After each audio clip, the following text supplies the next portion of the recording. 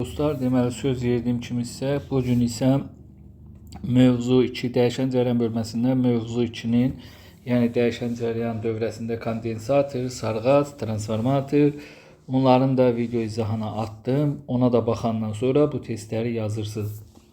Xatırladım ki, bu testləri izah edərkən əsasən vacib, öyrədici, yəni dərsi daha yaxşı başa düşmək üçün lazım olan sual tiplərini seçəcəm və sualları izah edərkən bir daha nəzəriyyədə lazım olan müəyyən məsələləri təkrar öyrədəcəm. Ona görə də mümkün qədər diqqətlə qulaq asın, mümkün qədər yaxşı izləyin. Deməli, burada söhbət nədən gedir? Birinci sualda deyir ki, yalnız kondensator qoşulmuş dəyişən cərəyan dövrəsində tutum müqaməti XC olarsa, dövrə hissəsində cərəyan şiddətinin təsir edici qiyməti hansı ifadə ilə təyin olunur? Nə demişdik? Təsir edici qiymətin düsturu demişdik ki, təsir edici qiymət I bərabərdir, deməli, U bölünsün R idi. R deyəndə aktiv müqavimət olanda R, tutum müqavimət olanda XC, induktiv müqavimət olanda XL. Deməli, XC-nin də düsturu bilirsiniz ki, 1 bölü omega C-dir, amma burada yazma ehtiyac yoxdur. Eləcə ilə cavab olacaq U bölünsün XC, yəni B bəndi. İkinci sualda 1 bölü omega C nədir? Təbii ki, deməli, tutum müqavimətidir. Üçüncü sualda tutum müqaviməti nüvdən necə asıldır? Təbii ki, XC 1 bölünsün omega C-dirsə, deməli, tərs asılıdır C bəndi. Nüv omega ilə eyni olacaq. C-dən də necə asılıdır? Həmən düstura görə yenə də tərs asılıdır. Sonra bizdə gəlir, deməli, 5-ci sual. Bu dəfə də deyir XC omegadan necə asılıdır? Yenə də təbii ki, tərs asılıdır. 6-cı sualda tutum müqaviməti hansı ifadə ilə təyin olunur? Dedik ki, XC bərabərdir 1 böl omega C-dir. Və omeganın da yerinə biz 2 pi nü də yaza bilərik. Deməli, olacaq 1 bölünsün 2 pi nü C, Y bəndi. 7-ci sual yenə həmən söhbətdir. Gəldik 8-ci suala. Hansı ifadə doğrudur? Dövrədə yalnız kondensator olan halda cərəyan şiddəti rəqsləri.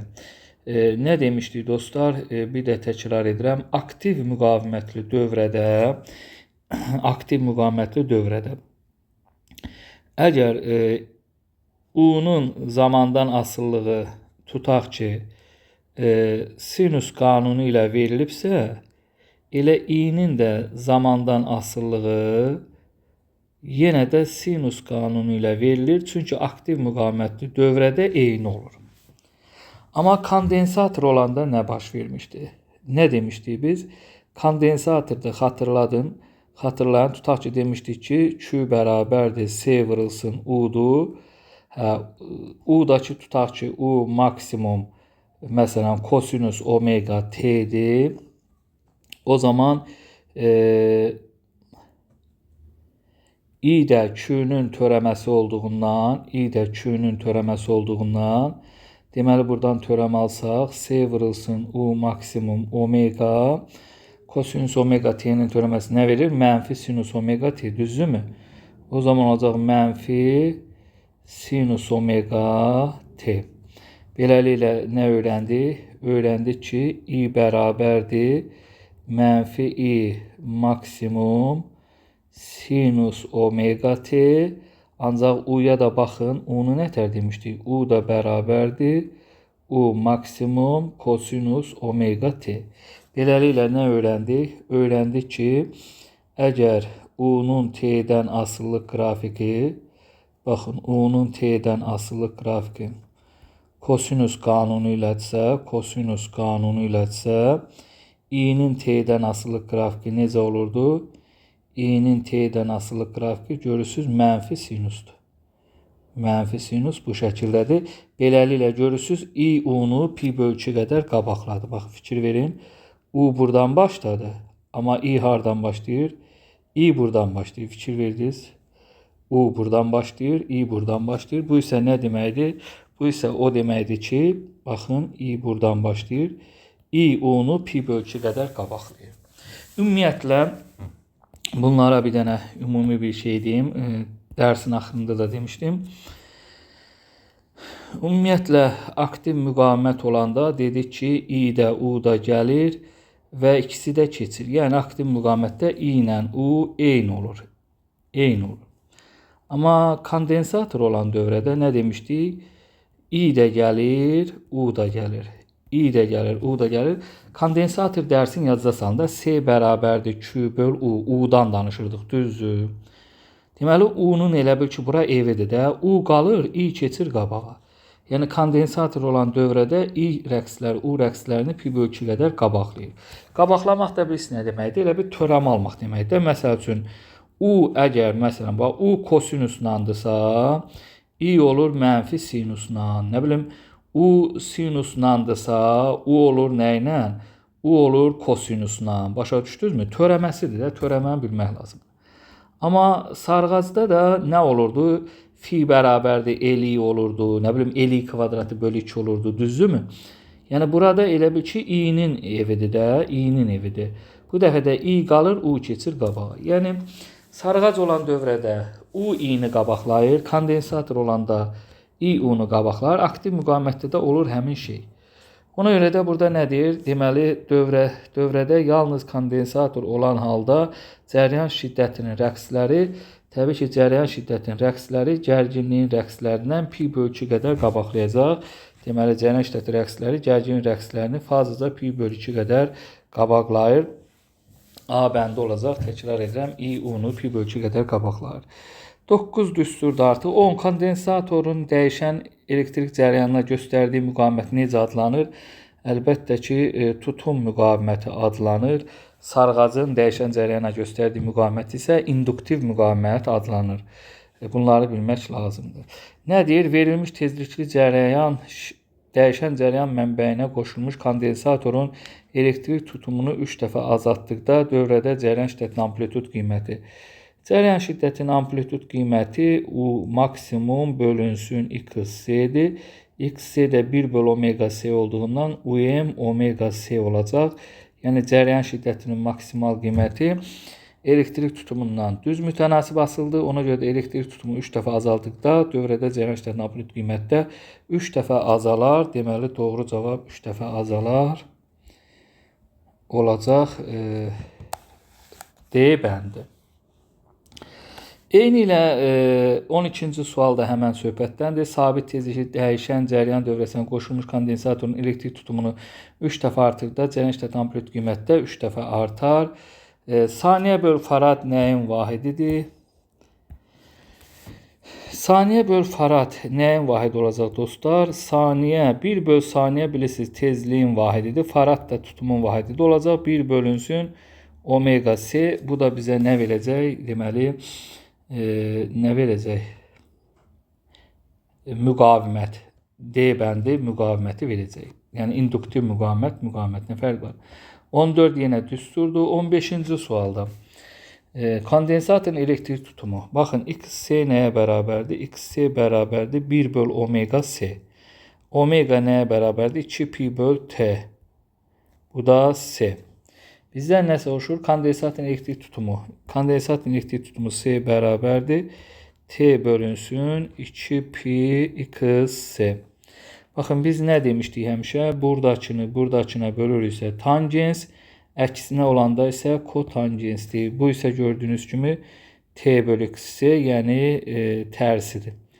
Ona görə T bölü xC bizə verəcək kotangens alfa bölünsün 2 pi. Kotangens alfa bölü 2 pi E bəndi olacaq. 16-da eyni tipli sualdır. 17 nömrəli sual. 17 nömrəli sualda isə deməli nə edirik? Biraz bunu qalmadaq.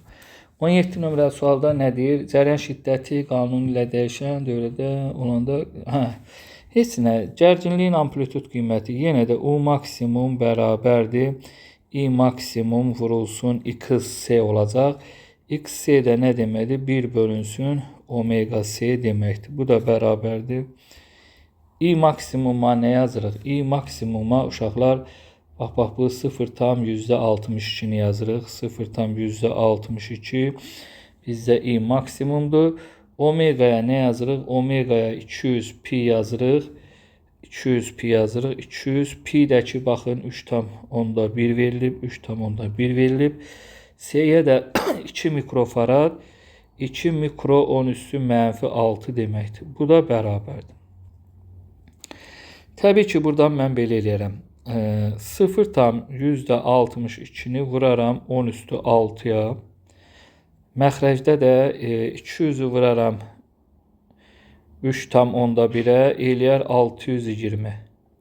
620 vurulsun 2. Sonra nə edərəm? Bu 10 üstü 6'dan 3'ünü verərəm buna. Olar 620 vur 10 üstü 3. Məxrəcdə də qalır 620 vurulsun 2. Mini də 2'yə böləndə nə düşür? 500 volt.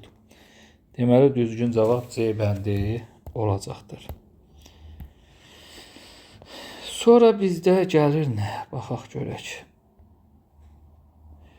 Gərginliyin amplitud qiyməti yenə həmən söhbətdəndir. Gərginliyin amplitud qiyməti. Bu induktivliyin burada nə iş var? İnduktivlik 0,3 Henry olan sarğacdan axan cəryanın şiddəti qanun edir ki, sarğacı uzağındakı gərginliyin amplitud qiymətini hesablayın. Bu indi səhvən gəlib düşüb bura. Olsun. Yenə də U maksimum bərabərdir nəyə? I maksimum vurulsun. Müqavimətdir. Buradakı müqavimətdə XL-dir də. Yəni I maksimum vurulsun omega L. Hər şey də burada var. I maksimum 0,1'dir. Omega 100'dür. L də 0,3'dür. Bu da eləyir elə 3 volt. 20 nömrəli sualda yenə də görürsünüz dövrədə kondensator var. I maksimum az öncə dediyimiz kimi U maksimum bölünsün XC-yə bərabərdir. XC-də 1 bölü omega C olanda olur omega C. Baxın, gərginliyin amplitud qiyməti sabitdir. Omega onsuz da sabit olur. Qaldı, üzr istəyirəm. Omega yox. C, onsuz da C tutumlu kondensatordur, sabitdir. Onda I maksimum gördüyünüz kimi omegadan düz asıldı. O da olacaq C bəndi. 21 nömrəli sual. Nədən gedir burada da söhbət? Elektrik tutumları eyni olan C1 bərabərdir C2. İki kondensator qoşulmuşdur. Nəsə tutum müqavimətləri arasındakı münasibət tapın. XC bərabərdir 1 bölünsün omega C. C'lər eynidir. Deməli, omegadan tərs asıldı. Bu da nə deməkdir? Baxın, birincinin omegası 50 pi'dir. Birincinin omegası 50 pi'dir. İkincinin omegası 100 pi'dir. Bu isə o deməkdir ki, ikincinin omegası birincinin omegasından 2 dəfə böyükdür. Əgər ikincinin omegası birincinin omegasından 2 dəfə böyükdürsə, onda birincinin XC-si də ikincinin XC-sindən 2 dəfə deməli böyük olacaqdır. XC1 bərabərdir 2 dənə XC2, deməli Y bəndi. 22 nömrəli sualda rəqs kontrolundakı gələcək nə qədər yüklənmiş kondisyon quşaqlarında induktiv sadəcə cəmiyyətə maksimal olmuşdur. Kondisyon tutumu hesablanır. Gəlin baxalım buna. Deməli, rəqs kontrolundakı U bərabərdir 200 volt gərginliyə qədər yüklənmiş. Bu artıq nə deməkdir? U maksimum 200 voltdur. Boşalanda 0,5 Henry induktivlikli L bərabərdir 0,5 Henry induktivlikli sarğacda cəryan şiddəti maksimal qiyməti E maksimum bərabərdir 0,2 amper olmuşdur. Kondensatorun tutumunu hesablayın. Heç nə, enerjiləri bərabər eləyirsiniz bir-birinə. L I maksimum kvadratı böl 2 ilə C U maksimum kvadratı böl 2'ni bərabərləşdirirsiniz. Buradan da C'ni tapanda nə baş verəcək? L-ə böləsiniz 1 bölünsün L və kök altında I maksimum böl U maksimum kvadratları düzdürmü? Elə eləyir də. Yox, bu nə idi? Mən nə qayıram? Yoxlayam hemen. Kök altı nə idi? Hə. Deməli, nə axtardı yadıma çıxdı? Hə, tutumu. C bərabərdir. Deməli, L vurulsun I maksimum kvadratı bölünsün U maksimum kvadratı. O da bərabərdir. 0,5-i 2-də 1 kimi yazıram. 200-ün kvadratını necə yazım? 200-ün kvadratını yazıram. 4, 1, 2, 3, 4 dənə 0. İyemdəki 0,2'dir. O da nə deməkdir? 2 böl 10 deməkdir. Onun da kvadratını 4 böl 100 kimi yazıram. Beləliklə 4'lər gedir. Qalır nə? 0,5 1, 2, 3, 4, 5, 6 dənə də 0 nə deməkdir? Mikro deməkdir. Olur 0,5 mikro deməli farad. Düzgün cavab D bəndə. Düzgün cavab D bəndə. 23 nömrəli sualda yenə də həmən eyni sualdandır. Fərqi yoxdur. 23 də yenə həmən sualdandır. 24, 25 həmən o söhbətlərdir. Yəni pi qədər geriləmək, pi bölgü qədər geriyə qalmaq, qabağa qalmaq. Nəticədə onsuzda belə olur da bunlarda. Məsələn, kondensatordur, sarğacdır, fərqi yoxdur. Əgər bizdən gərginliyin sıfırın soruşursa, cərəyanın maksimumlarını götürürsünüz. Çünki pi bölgü qədər sürüşür də. 2, 4 olur cavab. Məsələn, burada nə soruşur? Gərginliyin maksimum olduğu, cərəyanın sıfır olduğudur. Yenə də 2, 4'dür. Aydındır mı? Yəni 26 bu tipli suallarda gedir. Və 27'də nə deyir? 27'də də deyir ki, dəyişən cərəyan dövrəsində vakuum kondensatorunun tutum müqaməti x-dir. Kondensatorun lövhələri arasına dielektrik nüfuzluğu 7 olan dielektrik daxil etdikdə tutum müqaməti hansı ifadə ilə təyin olunur? Biz bilirik ki, tutumun düsturu epsilon 0 S böl D'dir. Yəni biz dielektrik nüfuzluğu 7 olan dielektriki biz əgər kondensatorun lövhələri arasına daxil edirsə, bu demək ki, tutum 7 dəfə artdı, düzdürmü? Eyni zamanda XC-nin də düsturu 1 böl omega C-dir. Əgər C 7 dəfə artdısa, XC də 7 dəfə azalacaq. Deməli, cavab A bənddir. 28 nömrəli sual. Sarğac və kondensator ikisi bir yerdə. Sarğac qoşulmuş dəyişən cərəyan dövrəsi və kondensator qoşulmuş dəyişən cərəyan dövrəsi üçün Euler-Venn diaqramında deyin.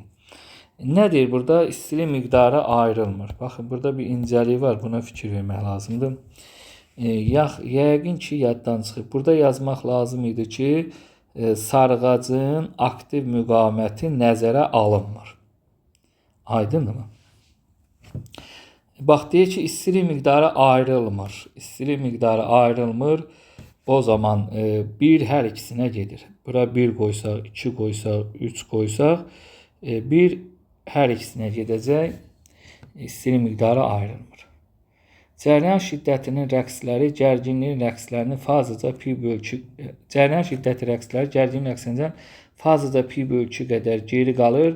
Bu hansındaydı? Gəlin xatırlayalım bir də baxın. Demişdik kondensator var, sarğac var. Kondensatorda U qalırdı, I keçirdi qabağa, sarğacda isə I qalırdı, U keçirdi qabağa. Nə deyirik ki də, cərəyan şiddətinin rəqsləri gərginliyin rəqslərdən fazla pi bölgü qədər geri qalır. Baxın, bu hansıdır? Sarğaca aiddir. Deməli, 2-ni yazırıq bura. Orta güc sıfırdır, yenə də hər ikisinə aiddir. Cərəyan şiddətinin təsir edici qiyməti dəyişən cərəyanın tezliyindən düz mütənasib asılıdır. Yazmaq lazımdır. I bərabərdir. I maksimum bərabərdir. U maksimum böl XC. XC də 1 böl omega C olduğundan nə demişdi 4-də? Cərəyan şiddətinin təsir edici qiyməti dəyişən cərəyan tezliyindən düz mütənasib asılıdır. Düz asılıdır. Amplitudu düz asılıdsa elə təsir edici qiymət də düz asılı. Təsir edici də olur. I vurulsun. I bərabərdir. U vurulsun omega C. Bu da deməli hansına aid oldu? Deməli kondensatora aid oldu. 4 də kondensatora aid oldu. 5. Cərəyan şiddətinin təsir edici qiyməti dəyişən cərəyan tezliyindən. Bu da yəqin ki o birisinə aiddir. Niyə? Çünki I bərabərdir. U böl XL-dir. XL-də omega L-dir. Bu da sarğaca aiddir. 5 də deməli sarğaca aid oldu. Cavab 2, 5, 4, 1, 3 deməli C bəndi.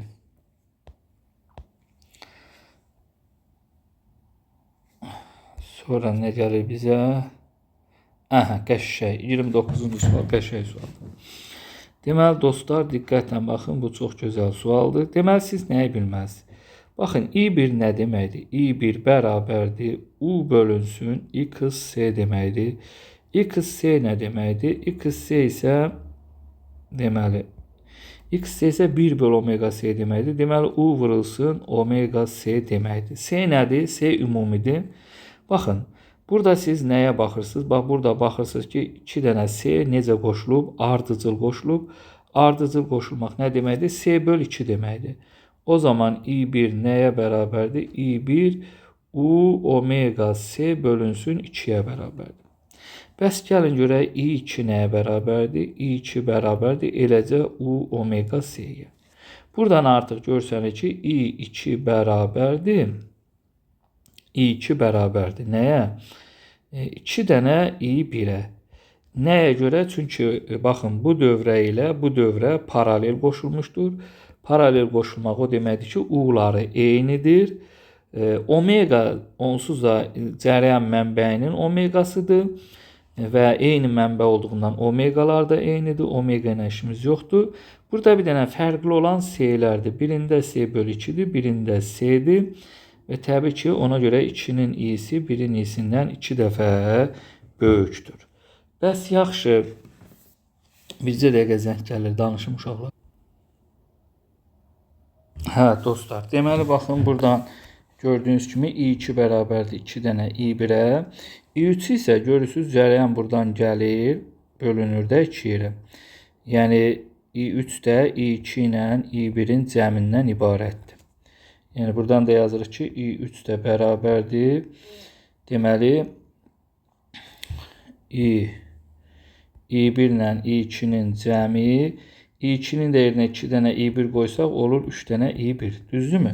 Bizə də nə deyir? Baxın, deyir A1 ampermetrin göstərişi i olarsa, A1 ampermetrin göstərişi i olarsa, bax bu i olarsa, bax buna fikir verin, bu da i2 2 dənə i1-dir. Deməli, bu 2 dənə i-dir. Bu da nədir? 3 dənə i-dir. Bizə deyir A2 nə olar? A2 2 dənə i olar, A3 də 3 dənə i olar. Deməli, düzgün cavab D bəndi. Sonra 30 nömrəli sual. Baxın, bu da yenə də maraqlı sualdır. 30 nömrəli sualda nə deyir? Deyir, qrafikdə dəyişən cərəyan dövrəsində gərginliyin və cərəyan şiddətinin zamandan asılı verilmişdir. Hansı ifadə doğrudur? Baxın, siz nəyi görürsünüz? İ'ni görürsünüzmü? I nədir? I bərabərdir. I maksimum sinus omega t'dir. U'nu da görürsünüzmü? U da buradandır. U da bərabərdir. U maksimum kosinus omega t'dir. Düzdürmü? Deməli, burada məsələ nədir, dostlar? Bizə deyir ki, gərginlik rəqsləri, bax fikir verin, gərginlik rəqsləri. İndi bu gərginlik rəqsləri, cərəyan rəqslərini belə deyək də, ya qabaqla, bu mənfi kosinus, üzr istəyirəm, mənfi kosinus. İndi burada nəyə fikir verirsiniz? Biz nə öyrənmişdik? Sinusun törəməsi nə idi? Kosinus. Düzdürmü? Sinusun törəməsi kosinus idi. Bax, fikir verin, sinusun törəməsi bizə nə verir? Kosinus t'ni verir. Ancaq kosinus t'nin törəməsi bizə nəyi verir? Mənfi sinus t'ni verir. Düzdür. Ancaq mənfi kosinus t'nin törəməsi nəyi verir? Deməli, müsbət sinus t'ni verir. Aydındırmı? Deməli, bu nə deməkdir? Deməli, biz U-dan törəmə aldıq, keçdik nəyə? İ'yə. Düzdür. U-dan törəmə aldıq, keçdik İ'yə. Bu da nə deməkdir? Biz nə deyirdik? Törəmə alıb hansını keçsə, deməli o qabaqlayır da. Bax, burada i, u-nu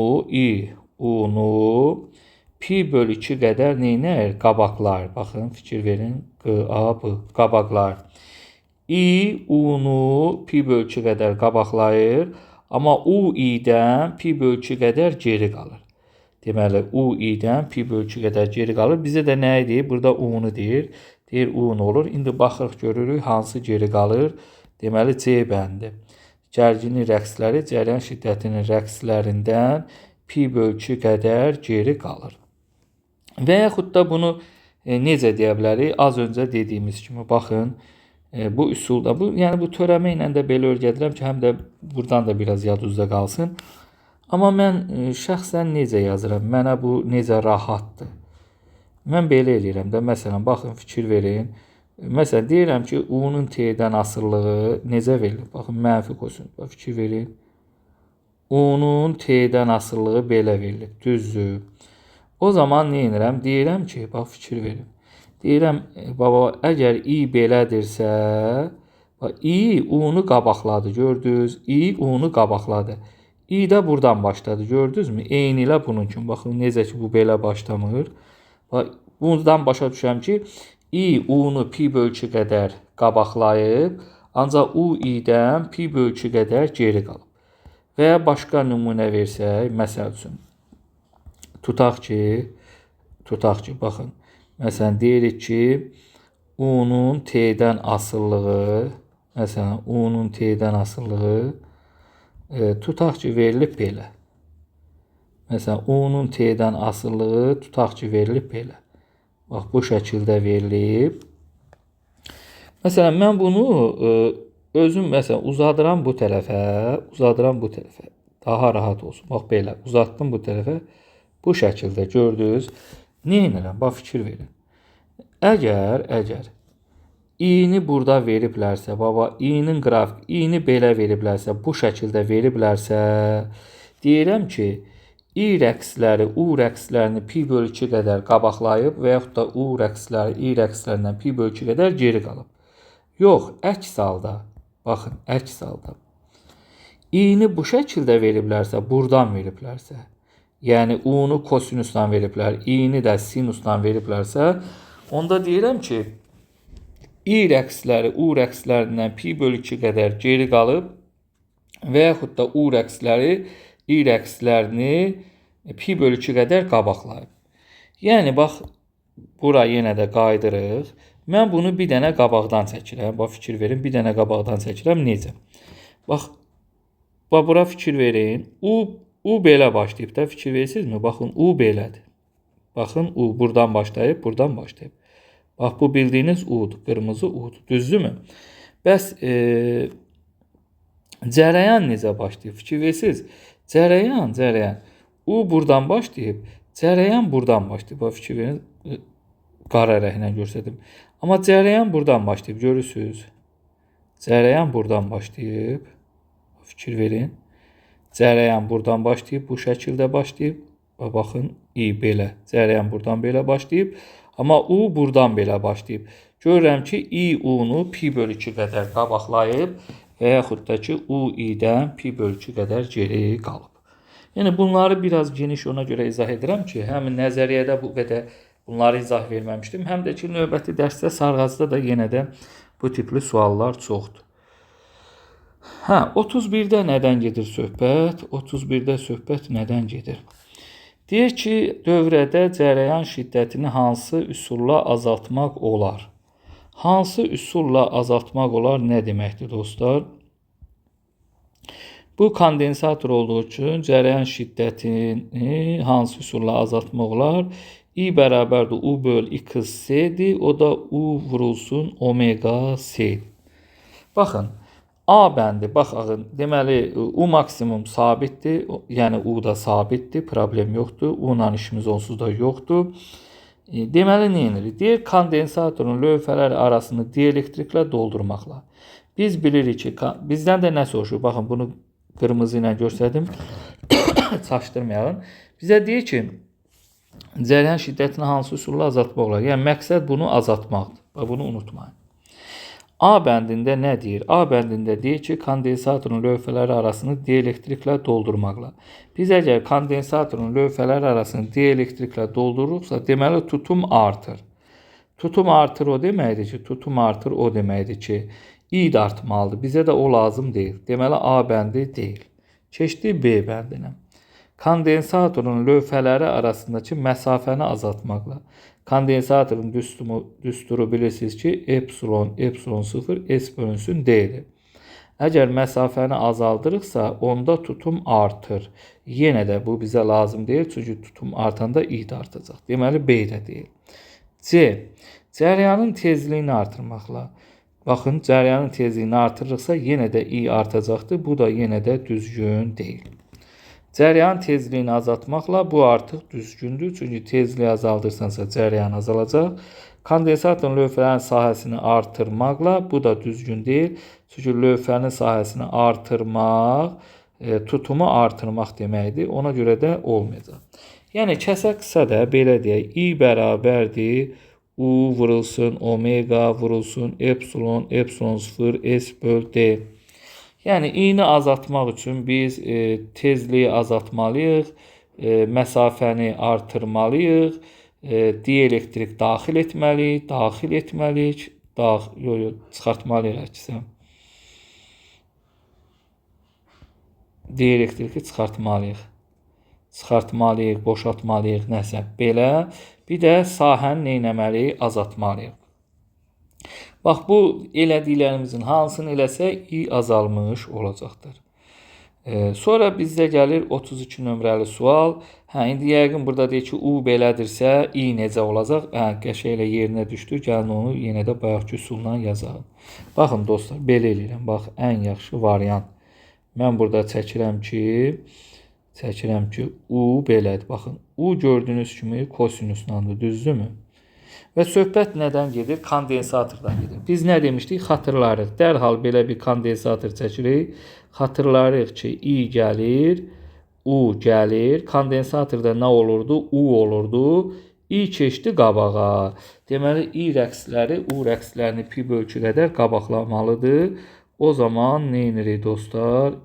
i-ni qabaqdan çəkirik. Bir dənə pi böl 2 qabaqdan çəkirik. Bu şəkildə deyirik ki, i-nin rəqsləri bu şəkildə olacaqdır. Və yaxud da deyirik ki, kondensator olan dövrədə i-u-nu qabaqlar. I-u-nu qabaqlar, o demək ki, u-nun törəməsi i-dir. U-nun törəməsi i-dir. Düzdürmü? Bu da gördüyünüz kimi kosinusdur. Kosinusun da törəməsi bizə nə verir? Mənfi sinusu verir. Deməli, i-nin də qrafiki mənfi sinus olacaqdır. Yəni, bu şəkildə belə yaza bilərsiniz. Bunu da qoyduq bir qırağa. Deməli, cavab olacaq mənfi sinusla A bəndi. 33 yenə həmən tipli sualdır. 34 yenə həmən tipli sualdır. Gəlin baxağın 35-ə. 35-də kondensatorun deməli nəyini soruşur dostlar? 35-də kondensatorun tutum müqavimətini soruşur. Tutum müqaviməti x-c bərabərdir 1 böl omega c. Omega da nədir? 2 pi bölünsün t. O da bərabərdir. T nədir? Təbii ki, t baxın 0,1000-də 12-dir. Yazıram 12 bölünsün 1000. C nədir? 5 mikrofaraddır. Yazıram 5 vurulsun. Mikro 10 üstü mənfi 6-dır. O da qalxır yuxarı 10 üstü 6 olur. Onu da belə yazıram. 3 dənə 0. Bir də 3 dənə 0. Sonra nə edirəm? Vururam 2-yə. Pi-dəki 3-dür. Deməli dostlar 3 dənə 0, 3 dənə 0 nağdı getdi. 5 dənə 2 10, bir dənə də 0 getdi. 12-ni də 3-ə böləndə 4, o da elədi 400. Deməli, cavab olacaq 410. 36 nömrəli sual. Deməli, lövhələr arasındakı məsafəni 4 dəfə artıb cəryan tezliyini 2 dəfə azaltsa tutum müqaviməti necə dəyişər? Bu suallar sözün düzü bildiyimiz keyfiyyət suallarıdır. Sadəcə bilmək lazımdır ki, məsafəni 4 dəfə artıranda D2 bərabərdir 4 dənə D1 olacaq. Tezliyi də 2 dəfə azaltmaq o deməkdir ki, omega 2 də bərabərdir. Omega 1 bölünsün 2 olacaq. Və tutum müqaviməti necə dəyişər? XC2 bölünsün XC1. Uşaqlar, x-in düsürü 1 böl omega c-dir. Deməli, omega 2-ni buraya yazırıq.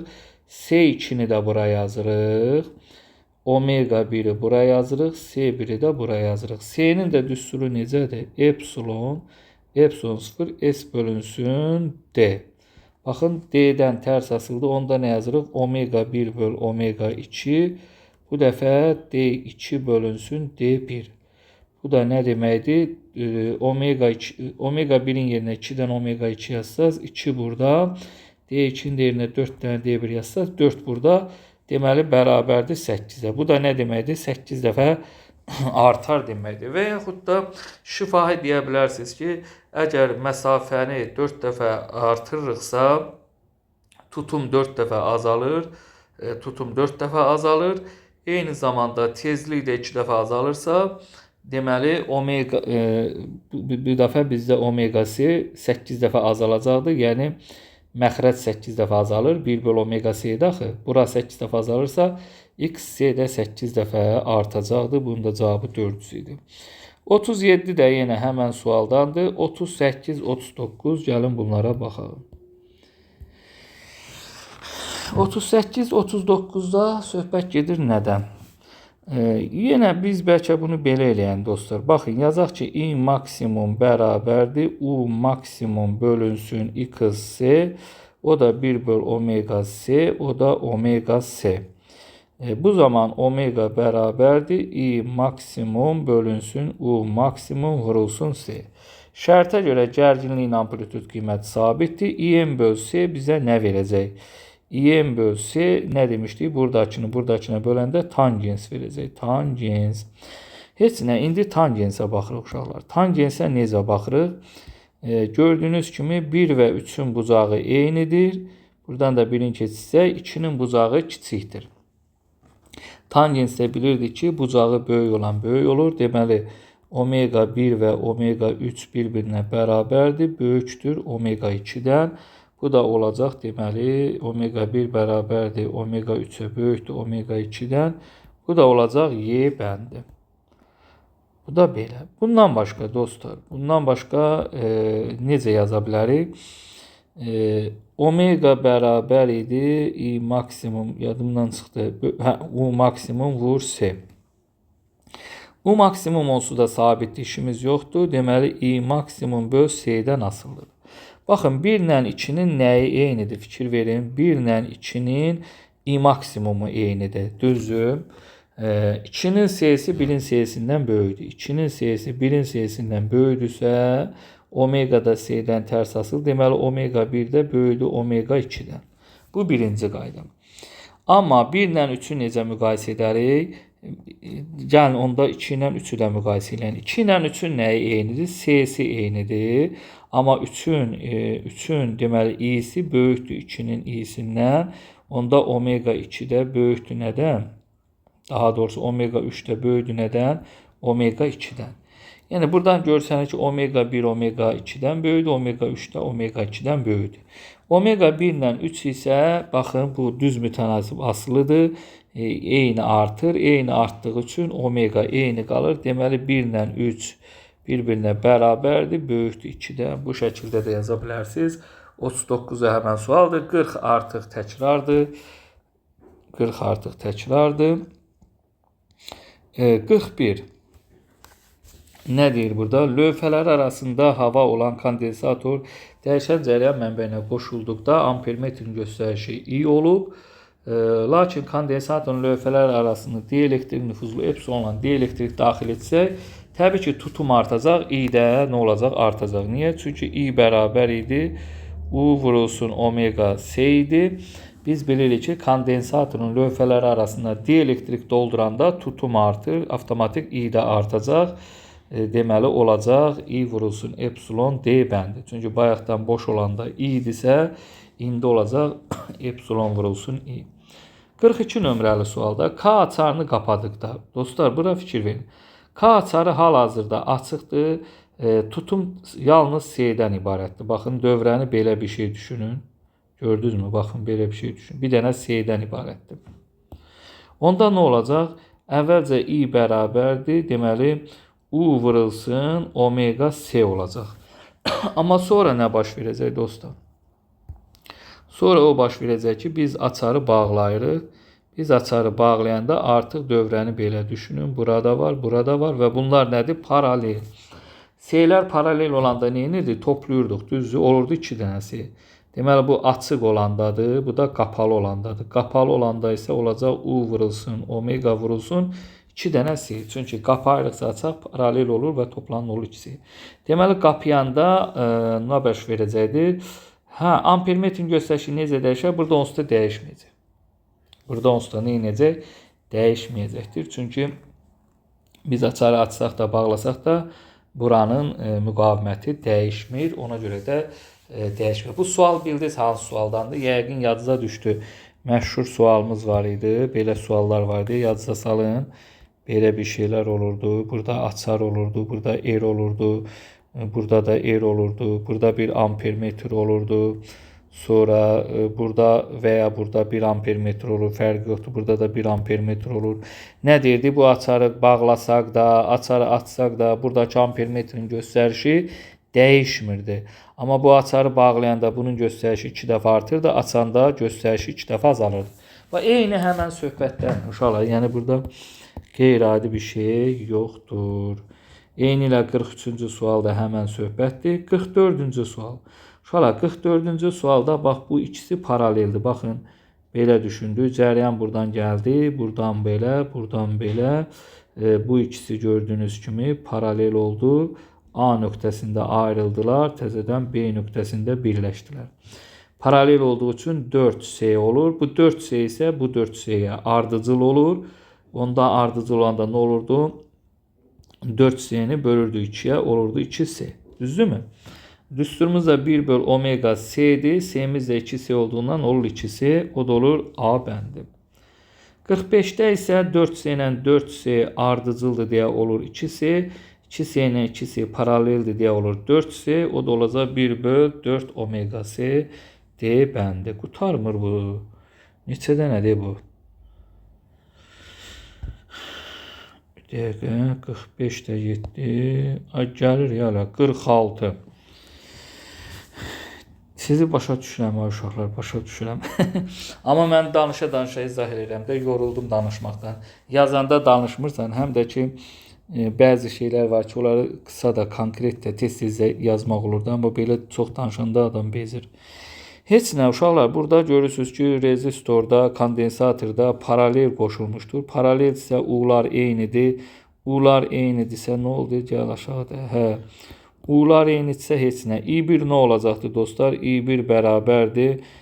U bölünsün, deməli R olacaqdır. I2 nəyə bərabər olacaqdır? U vurulsun, omega C olacaqdır. Bizə nə deyir? Dəyişən gərginliyin amplitudunu sabit saxlayaraq, yəni U'nu sabit saxlayaraq tezliyini artırdıqda, nəysə tezliyi artırdıqsa avtomatik I2 artır. Bunun da I1'ə dəxli yoxdur. I1 dəyişməz, I2 artar, B bəndi.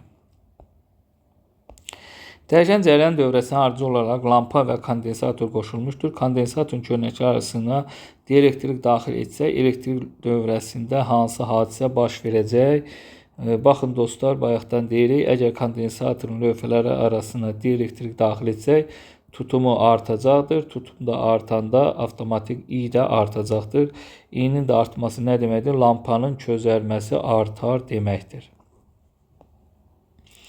48-ci sual.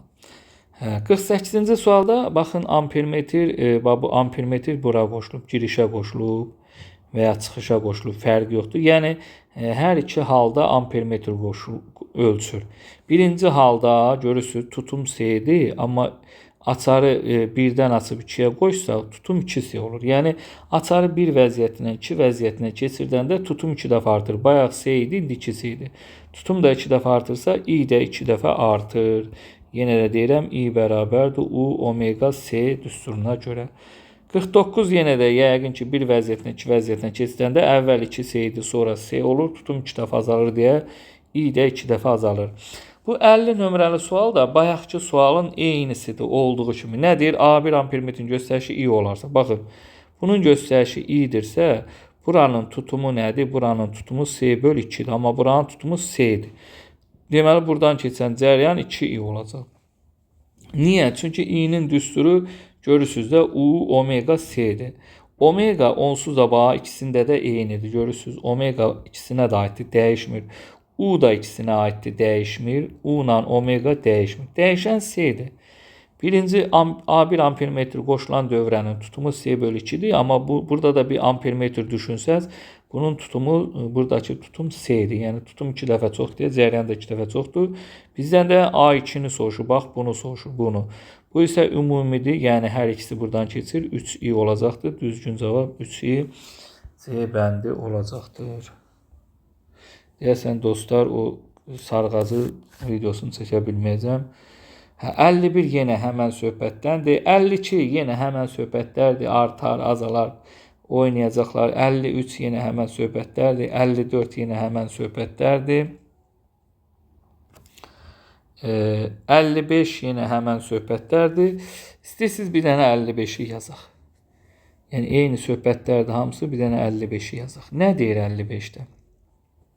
Uyğunluğu müəyyən edin. Yalnız kondensator olan dövrədə gərginlik rəqslərinin periodunu azaltsaq.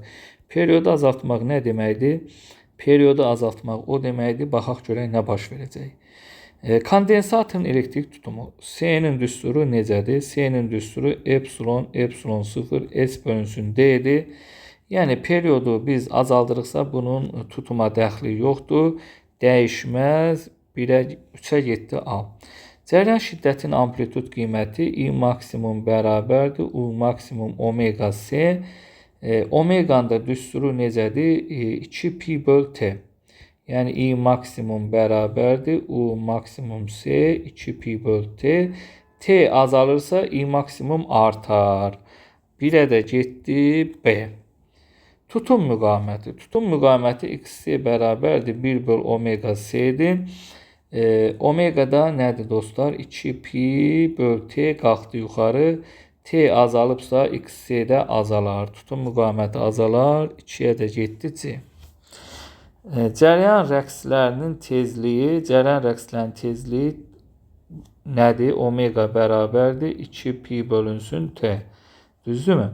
Əgər periodu biz azaldırıqsa, o zaman tezlik də artar. Artar hanı? D 1'ə getdi D. Cəryan şiddətinin rəqslərlə gərgin rəqslər arasındakı fazalar fərqi bu dəyişməz. Çünki o istənilən halda pi bölü 2 qədər fərqlənəcək. 56'dakı uşaqlar adi XC-nin düsturlarıdır. Sadəcə olaraq baxın, birincini yazsaq 1 bölünsün omega. Bu omega diyorsunuz. Omega bu olur 2 omega C. Burada olur 1 bölünsün. Bu 3 omegadır. 3 omega C. Burada da nə olur? 1 bölünsün 2 omega. Bu da 6 omega C. 3'ə vuranda. Yəni, onda düzürsüz hansına aiddirsə gedir. 57 də həmən söhbətdir. 57 də həmən söhbətdir. Qutardı ki. Qutardı. Deyəsən elə 57 dənə idi. Baxın bir dənə 57. Bu qutardı. Qaldı o birisi. O birisinin də videosunu onu da birazdan çəkib atarım. Əslində o birisini bu qədər izah eləməyəcəm. Çünki o birisi, yəni prinsipi başa düşdünüzsə, ümumi mahiyyəti onsuz da başa düşdünüz. Qeyri-adi bir şey yoxdur. Sadəcə olaraq təkrar edirəm. Burada bəzi söhbətləri də oradan elədim. Yəni əslində rahat yaza bilərsiniz. Oldu, sağ olun. Amma yazacağım, narahat olmayın. Çəkəcəm.